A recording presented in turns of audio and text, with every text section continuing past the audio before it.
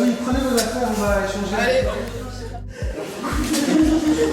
Les projections, c'est pas cher.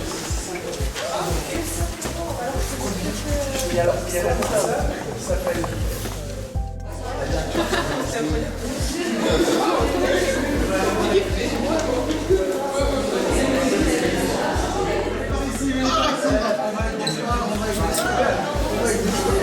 Vous ici. Moi ici, comme tu dis.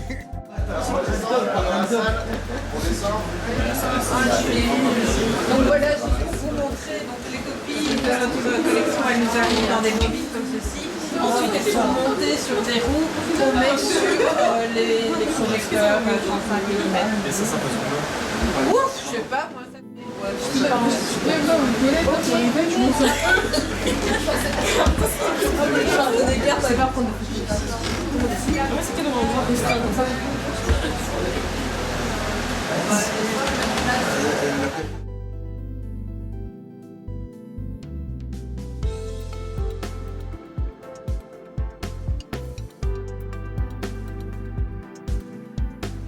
Donc voilà, c'est pour ça qu'on dit que ce sont les frères Lumière qui ont inventé le cinéma.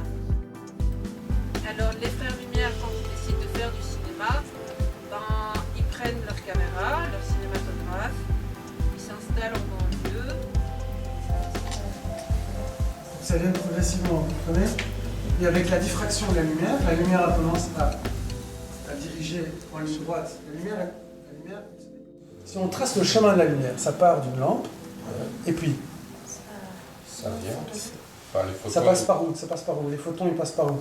Par les yeux, l'iris.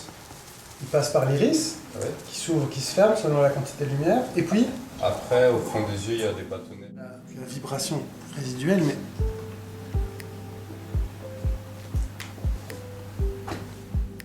beaucoup plus efficace, c'est presque 10 fois plus efficace. Donc la LED, elle transforme quasiment toute l'électricité en lumière, mais elle le fait à une certaine fréquence. Allumé, éteint, allumé, éteint, allumé, éteint. Et donc ici, comme il tourne à une certaine vitesse et que la lumière a une certaine vitesse, vous voyez?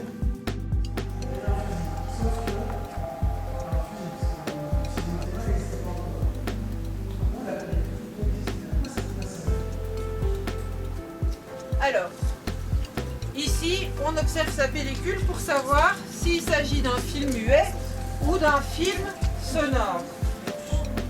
Il y a du son. Qui va du coup interagir, avancer, reculer avec l'élément nord-sud, sud-nord. Et suivant le mouvement d'avance et reculer, ça va du coup faire bouger la membrane. La membrane, en bougeant, va faire du coup vibrer l'air et ça va ainsi produire le son. Climatique.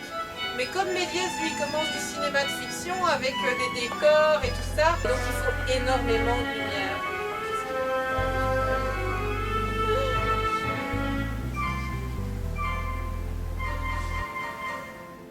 C'est toi l'artiste?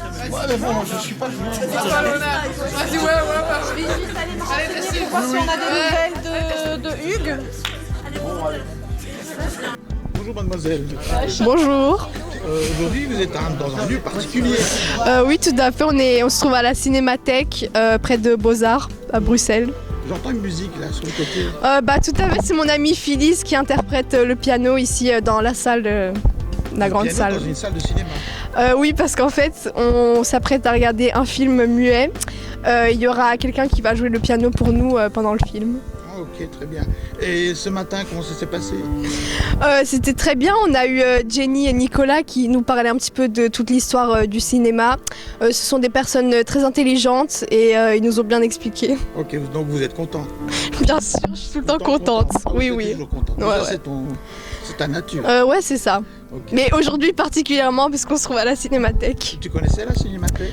Non, pas du tout. C'est une chouette expérience de se trouver ici. Ok, quelque chose à rajouter? Merci à Monsieur Zaragoza, Monsieur De Rieder et Monsieur Bendaou et bien sûr William aussi à la caméra de nous avoir accompagnés aujourd'hui. Et merci Phyllis aussi pour la belle représentation. Voilà, merci beaucoup. Merci à vous.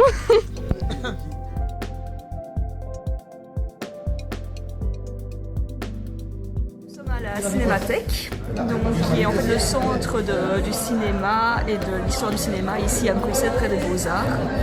Et on fait un atelier autour de l'histoire du cinéma, des effets spéciaux et de la découverte un peu des techniques visuelles qui sont depuis les origines du cinéma. Pour vous, c'est une première d'être là avec les enseignants, les étudiants? Alors pour ce type de projet, oui, j'en fais beaucoup sur l'année, mais en tout cas sur le cinéma et sur ce type d'expérimentation, pour moi c'est une première, donc c'était super intéressant de venir aujourd'hui un peu voir comment ça se passe avec les classes et les écoles, oui. Ok, merci beaucoup. Mais en Qu'est-ce physique, que le temps? voilà, c'est une grande question. Il y a notamment la notion d'entropie, Oui. où justement la physique dit que l'entropie ne peut qu'augmenter, donc l'entropie est une mesure du désordre. Donc l'exemple typique, c'est lorsqu'on casse quelque chose, du coup les désordres augmentent, mais on ne peut pas remonter le temps, on ne peut pas recoller des morceaux comme ça naturellement. Un prof de géographie à la Cinémathèque. Oui. Quel est l'intérêt que peut apporter la visite de la Cinémathèque aux profs de géographie? Bon, si on essaie un petit peu de trouver un point en commun. La perception de la réalité. Ok. Voilà, on est un petit peu perturbé, justement avec ce découpage, cette liaison entre le temps et l'espace, alors qu'en principe, en géographie, c'est justement cette cohésion espace-temps. Oui. Voilà, donc là on est hors cadre. C'est hors intéressant. cadre, quoi.